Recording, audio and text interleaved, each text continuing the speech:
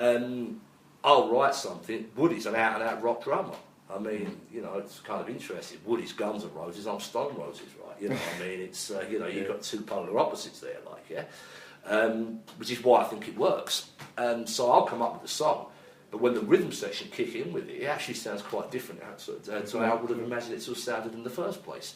And it's not all full-on rock. You know, we've got, you know, there are Telephones recordings that have got, you know, violin there, played by the wonderful Melanie Lawrence. She's never been on stage with us, but she did a job and a half, you know, like recording some of these softer tracks with violins and viola, you know, so... Doesn't Kester play the violin? Kester can just play anything, you know, it's... he needs a rest occasionally from his 19 instruments. I think he needs to put down that guitar and, you know, like go back and learn how to play it properly. No, he's amazing, he's absolutely amazing. Yeah, he is. But no, seriously, it's... you know, sure, punk rock's a massive influence, but look, here's the deal. You can't hear reggae in the Red Telephones, right? How much does reggae influence what I do? Fucking enormously. You know, okay, it's not. You're never going to get that sound, and I know that I'm on dubious ground saying what I'm saying, but as a rule of thumb, white English guys just don't do it very well, like, you know, with the exception of the aforementioned Clash. But how much has it influenced me? Well, there's a Red Telephone song called Devil Chaser, which I was unashamedly say comes from the title of Max Romeo's Chase the Devil. Okay, I've just kind of turned that round and so on. Even appropriated, plagiarised some of the lyrics there as well. I'll put my hands up, you know. And you wouldn't obviously think reggae when you hear this track. You might hear another genre. The idea was kind of that mixed with the Flying Burrito Brothers Christine's tune, right? You know, and the result was, you know, what it was. But there's elements of country music that I like, which is, you know, completely different to punk, right? Yeah. You know, give me some Graham Parsons, yeah, I love it. I'm an absolute soul obsessive.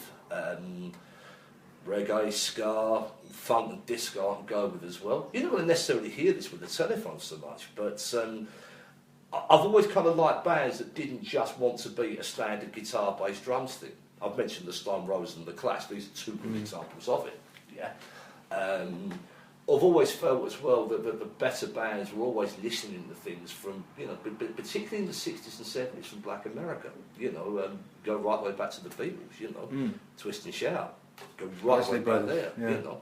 And of course I don't like their version, but they've got it from the Islys, and the Isley Brothers version is amazing as well. But they made all the original artists famous again. Yeah, they did. It was a weird thing. Sure.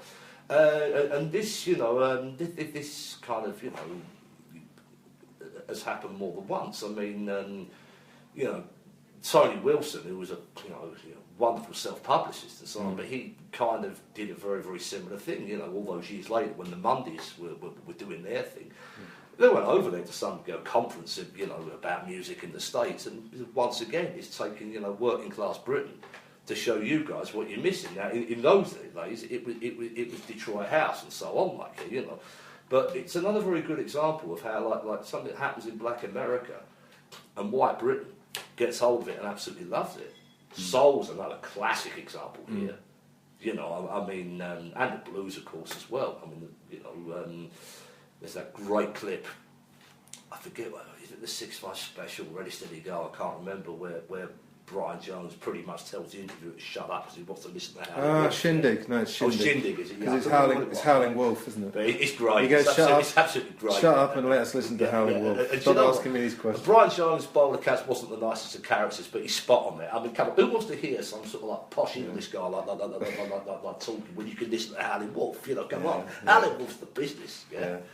You know, I love this stuff. Many genres. I don't really like the word genre. I've never particularly been a heavy metal fan.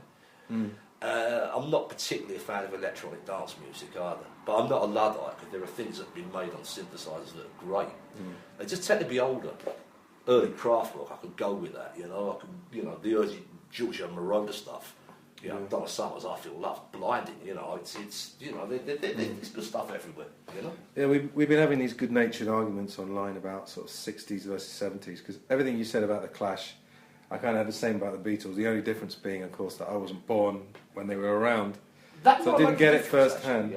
It does make a difference. Yeah. But it's like when you were saying that about the Clash, I was thinking there's an undefinable thing. There's reasons why you like people, but then there's something undefinable. There's something that like gets to you, and you're not sure exactly why. But you think there's a sort of... I know there's lots of music in the 60s and 70s, but I don't know, people who like 60s music maybe are a bit lighter, or... I don't know how to describe it. Actually, I'm well into 60s stuff. In fact, you know, for a very, very long while I was 60s obsessive. My favourite album is a 60s album.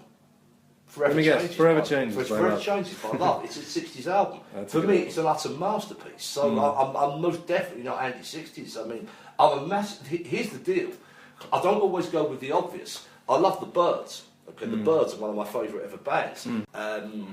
And the thing is, when we tend to think of the 60s, we always think bands, but hey, come on, what about Motown? What about Stax? What about Chess, etc., etc.?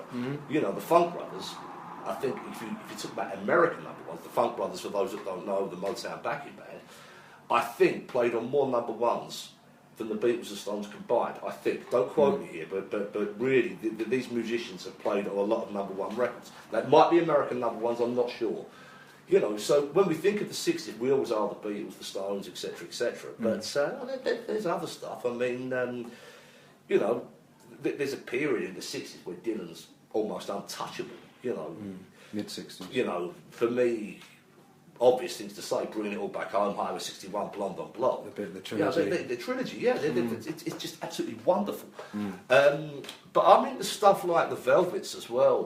I'm into sort of maybe lesser known bands like the 13th Floor Elevators. You know, I mean, Rocky Erickson, very tragic story, but you know, war. You know, some of that's powerful. You know, and I also really have a thing, a big thing for what comes at the end of the decade and goes into the next decade. What I'm going to loosely call proto-punk. I mean, the Stooges and the MC5. Man, I love that. Well, on the Velvets, the MC5, you're going back to politics there as well. On the Velvets, proto-punk as well. Maybe, yeah. As I say, I'm not really one who likes to put labels on things too much, you know. But I mean, if you listen to sort of like the MC5, I mean, this is really highly charged musically. I mean, it's effectively the link between the great guitarists, you know, the Hendrixes and the Jimmy Pages.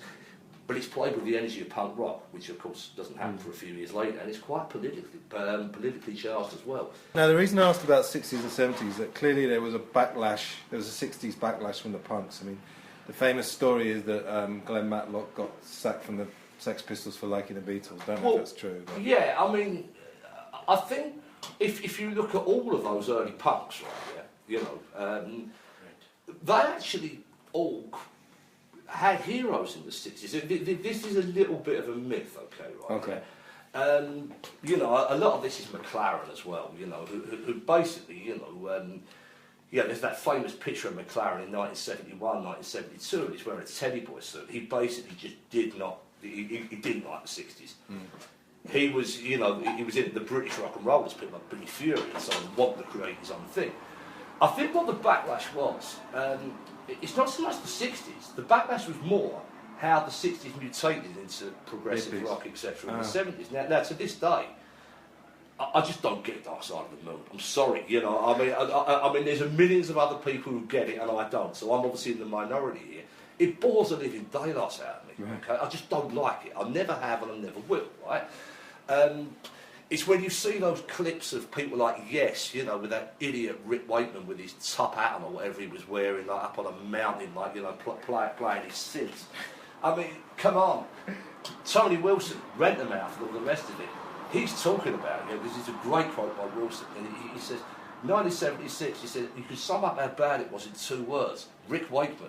I mean, you know, come on, how could a kid of 12, 13 identify with this? Where's the rock and roll? There's no rock and roll. This is not, you know, like Little Richard. This is not Little Richard scaring America, you know, when he's screaming, good golly, look at Miss Molly and looking camp and all the rest of it, you know, and really just absolutely putting the wind up middle of America. It's fantastic, you know what I mean? That's the essence for me. Bo Diddley, you know, chugging away and so on. The Stones doing what they did or whatever, yeah? And there's none of this in the mid-70s. You've got people like the Edgar Winter Group. It's just dreadful. It really is. Yeah, okay, musically it's incredibly proficient. It's also incredibly boring.